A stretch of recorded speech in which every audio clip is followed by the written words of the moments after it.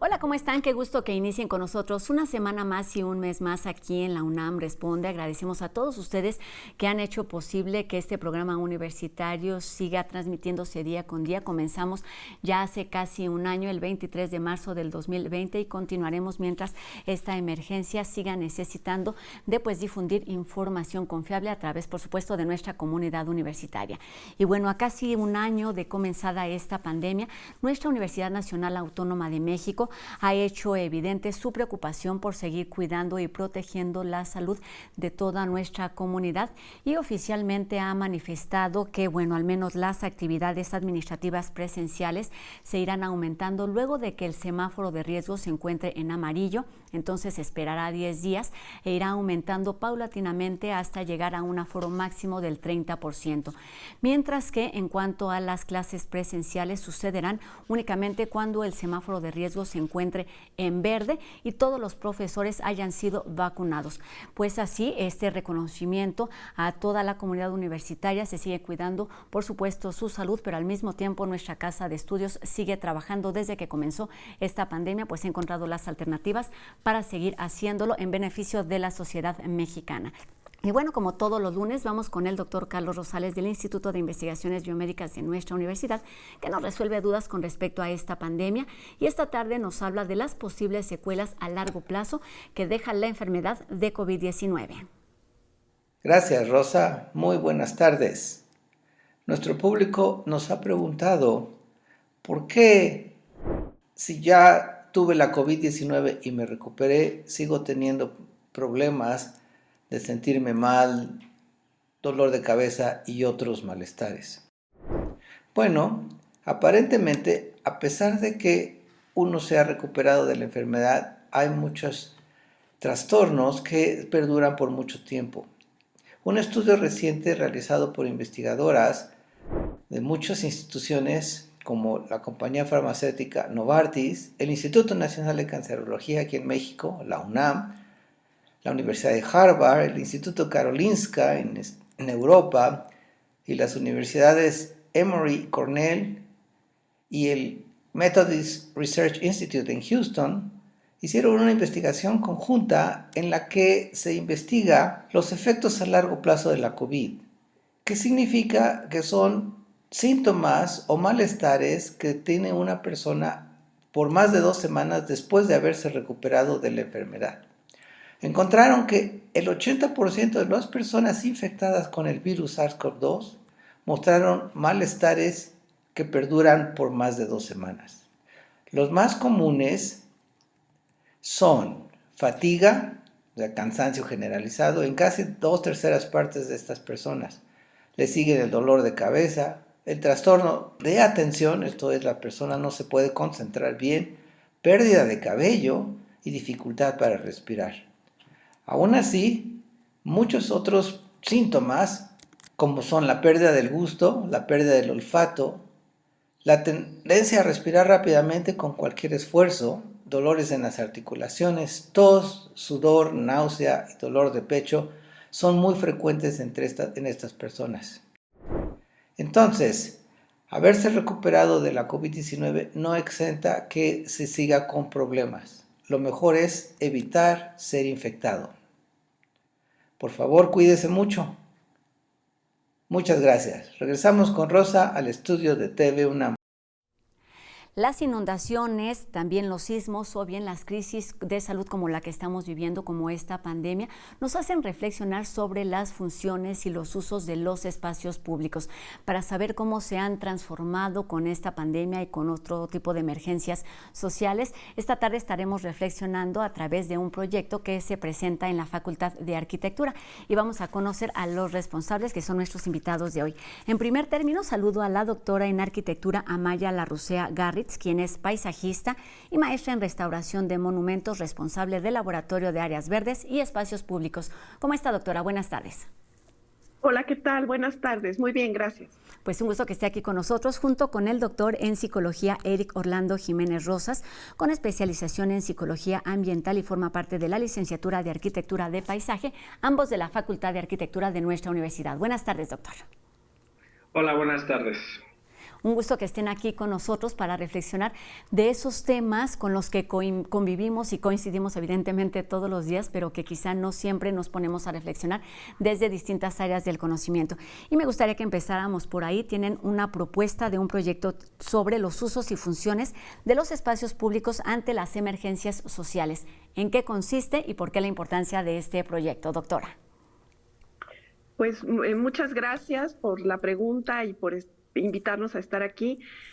Nuestro laboratorio se especializa en el estudio de los espacios públicos y de los espacios verdes públicos. Y en esta ocasión estamos desarrollando un proyecto para conocer los usos y las funciones que tienen estos espacios en momentos de emergencia, en momentos de riesgos de desastre.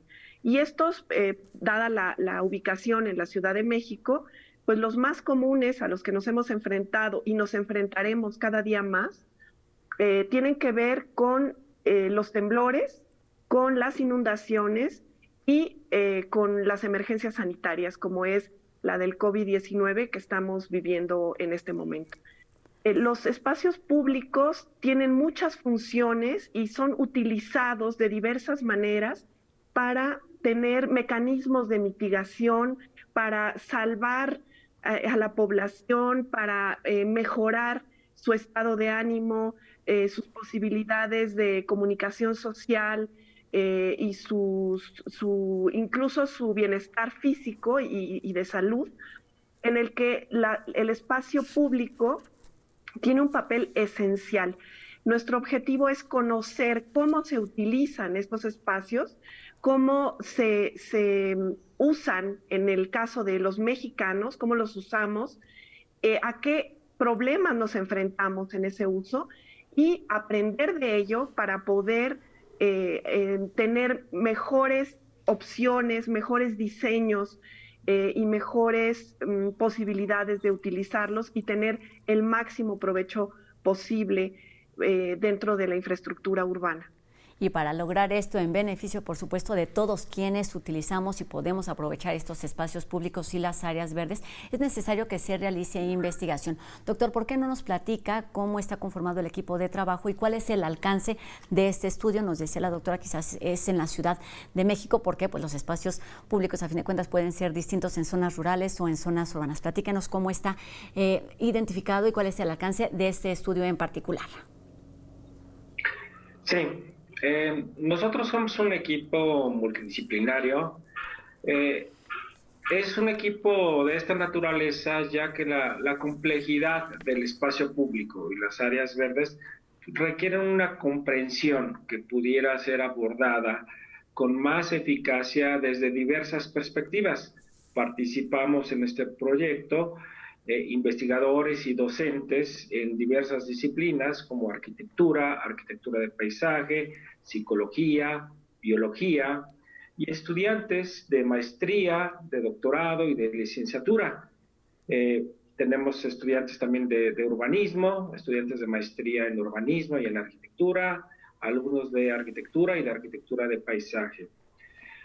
Bueno, nosotros delimitamos el alcance del estudio a la Ciudad de México, precisamente para poder lograr una serie de principios y de conclusiones que pudiéramos enmarcar muy bien en un contexto que nos fuera, en principio, factible estudiar, y en segundo lugar, donde nuestras propuestas y recomendaciones pudieran ser aterrizadas para casos específicos, ¿no? Entonces, como hemos tenido ya experiencias anteriores con espacios públicos y áreas verdes de la Ciudad de México, pues lo natural fue definir el alcance de este estudio en la Ciudad de México. Y bueno, por otra parte, en términos de los alcances y logros que pretende este estudio, es en primer lugar la identificación de estos usos y funciones de los espacios públicos durante las emergencias, durante la pandemia. En segundo lugar, una vez identificados estos usos y funciones, ver qué ha resultado positivo, qué ha resultado benéfico para lidiar con esta pandemia y también cuáles son las omisiones, cuáles son las fallas que ha habido. Y en tercer lugar, reflexionar sobre estos resultados para delinear algunas futuras líneas de acción, ¿no?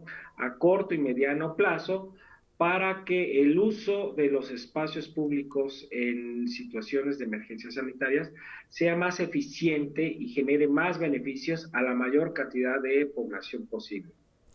Exactamente, para que esto sea posible, digamos, lograr los beneficios en un corto y un mediano y un largo plazo, me gustaría que empezáramos por ahí o identificando muy claramente cuáles son los usos y los beneficios de convivir, digamos, libremente, como quizá no está sucediendo con esta pandemia, con estos espacios públicos y las áreas verdes, doctora.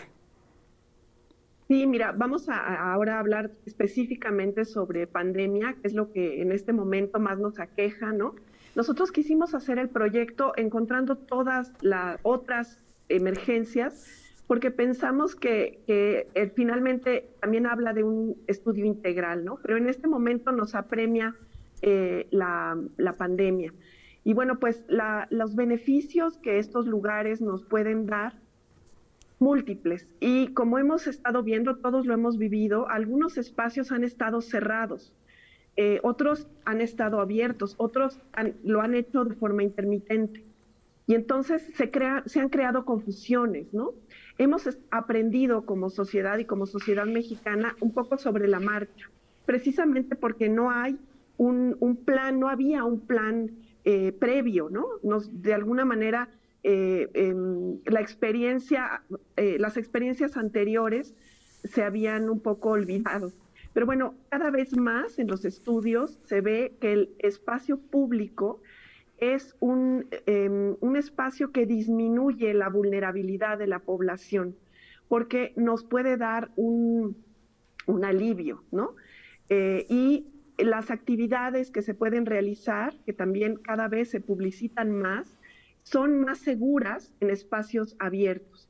Y podemos hablar de actividades físicas, de deporte, ¿no? El caminar, el ejercitarse, que nos ayudan a mantener nuestro bienestar fisiológico.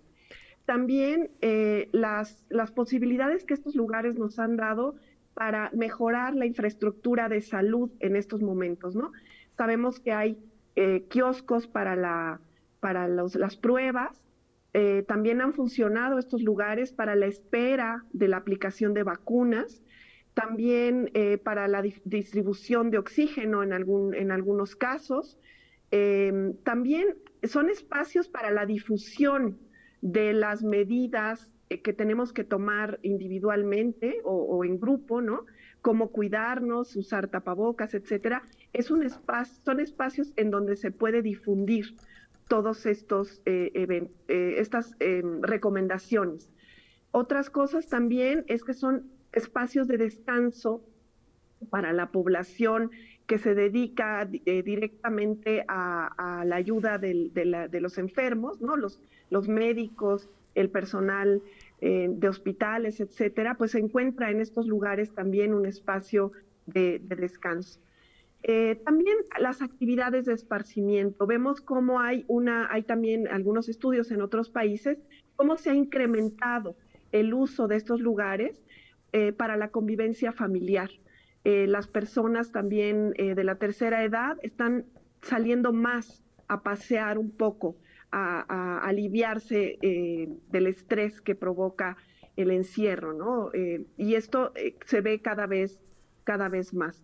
La convivencia con los vecinos, manteniendo la distancia, pero bueno, somos seres sociales y el encontrarnos con nuestros vecinos en estos lugares, pues también nos hace sentirnos mejor.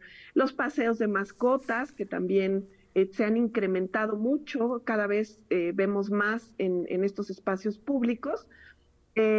También son espacios que proveen posibilidades de apoyo comunitario para, por ejemplo, la distribución de alimentos o para pequeños negocios de emergencia, ¿no?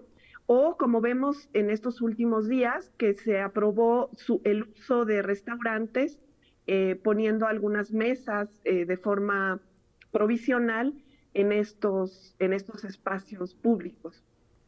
Por otro lado, bueno, es esencial y creo que en eso el doctor Eric puede hablar mucho más, la restauración psicológica, las posibilidades que dan estos lugares para que nos restablezcamos, ¿no? Del miedo, de la ansiedad, de todas las emociones que ha provocado esta pandemia. Pues exactamente. Y por último, medidas, adelante, doctor.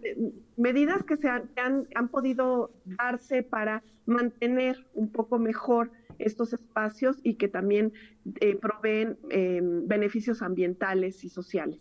Pues es que con todas estas razones es indispensable no solamente pensar los espacios públicos, porque bueno, si lo pensamos durante esta pandemia, es quizá muy fácil cuidarnos o controlar lo que sucede al interior de los hogares en la mayoría de las ocasiones, pero entender lo que sucede más allá de nuestras puertas requiere evidentemente la multidisciplina y considerar una buena cantidad de factores como ya nos lo están mencionando. Doctor, en este sentido, justo eso le quería preguntar. ¿Cuáles son las aportaciones de estas distintas disciplinas que están trabajando al menos en este proyecto, como son por lo menos la arquitectura y la psicología?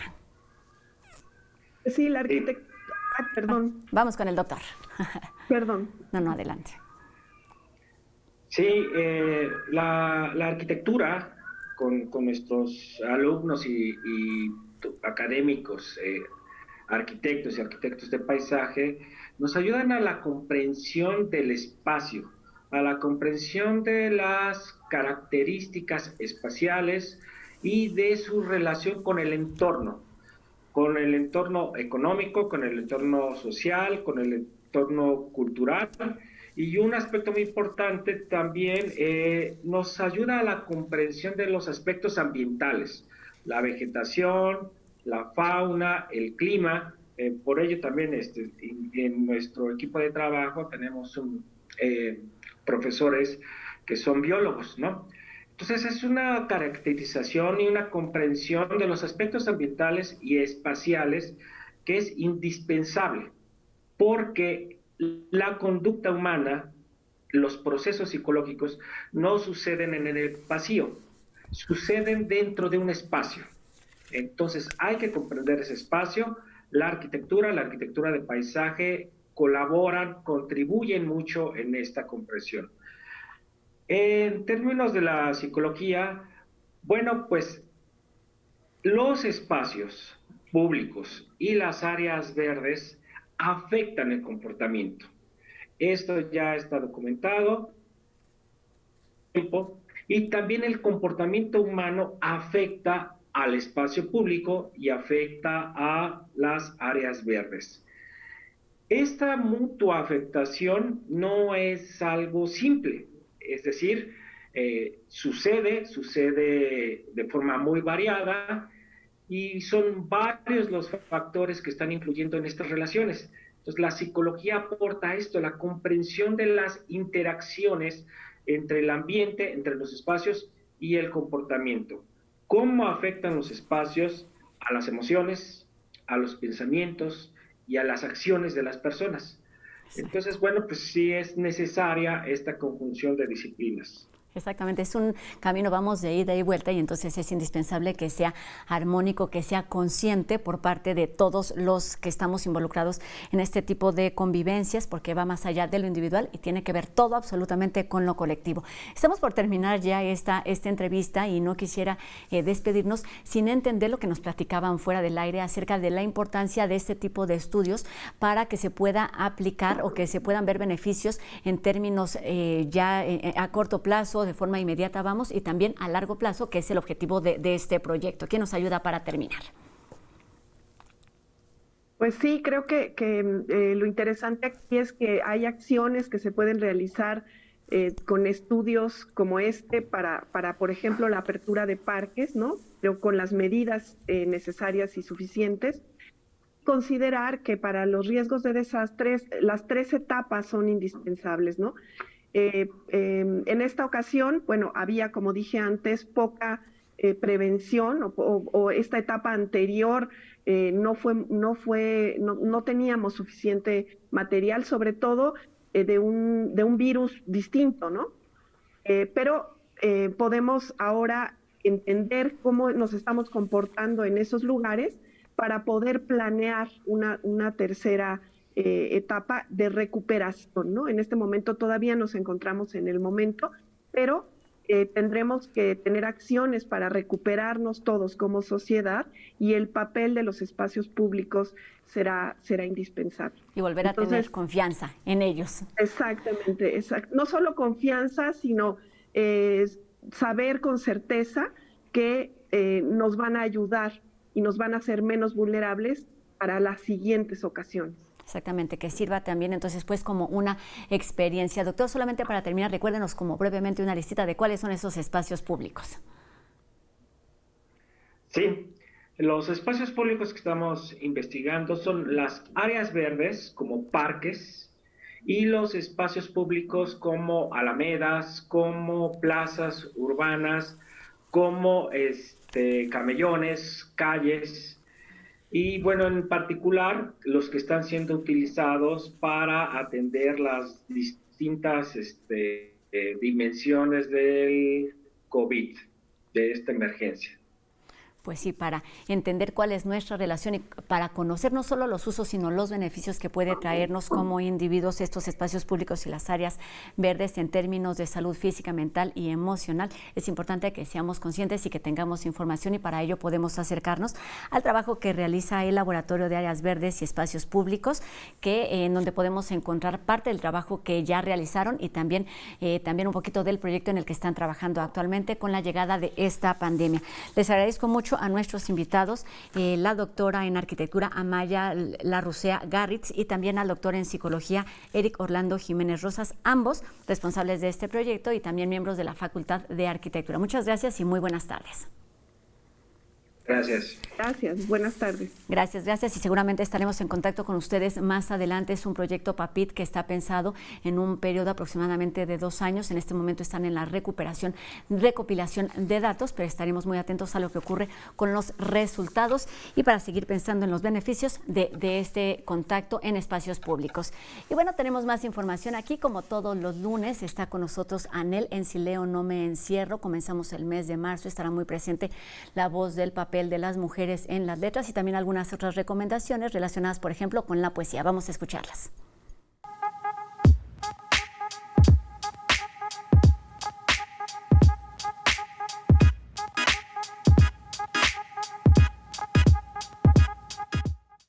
Hola, gracias por darle clic a este espacio para la literatura y el fomento a la lectura. Pues iniciamos marzo, un mes violeta que está enmarcado sobre todo en el Día Internacional de la Mujer. Así que hay que darse una vuelta por el número 91 de Punto en Línea, que incluye una serie de fotografías de Ana San Vicente tomadas en la Ciudad de México y enmarcadas en las marchas y movimientos mundiales del año pasado. La urgente visibilidad de ese movimiento se vio interrumpida por la contingencia sanitaria, así que Ana nos invita a habitar la memoria, a volver sobre esas protestas masivas contra la violencia machista. Por otra parte, hoy a las 5 de la tarde tenemos el lunes de cuentacuentos con intérprete de lenguas de señas mexicanas para sordos, en el que participa Kevin Galeana. Este programa está coorganizado con el Centro Cultural Morelia y Universo de Letras. Dentro del ciclo de conversatorios Monocultivos, Explotación Territorial y Virus Mortales como temas en la literatura, le invito a escuchar la charla Esta tarde llovieron palomas muertas, agroextractivismo y enfermedad en Después de la ira, libro de Cristian Romero, que conversa con David Loria Araujo. No se lo pierda en las redes de la Cátedra Carlos Fuentes. Por último, Periódico de Poesía publica esta semana una selección de poemas de Nichita Stănescu, uno de los más grandes poetas rumanos de la posguerra, en traducción de Germán de la Reza. Periódico de Poesía se afianza, como siempre, en su compromiso de rescatar las voces más interesantes de la poesía del siglo XX en traducciones contemporáneas. Aquí un brevísimo poema. Dime, si algún día podré coger y besar la planta de tu pie, ¿verdad que tú vas a cojear un poco después con el temor de no aplastar mi beso? Nos vemos el próximo lunes acá. Siempre recordemos, si leo, no me encierro.